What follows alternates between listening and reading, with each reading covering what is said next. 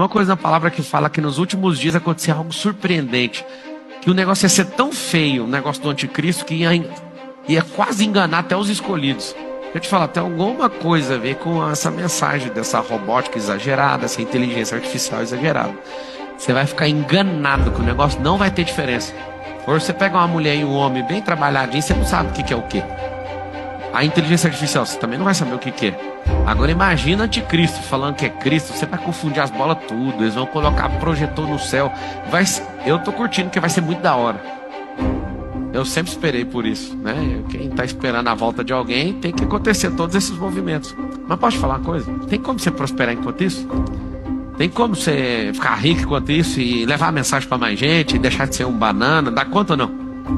Se Deus te chamasse você para ser um banana, até que eu aceitava, mas não chamou você para ser um banana, ele não chamou você para ser manga, ele chamou você para ser imagem e semelhança dele.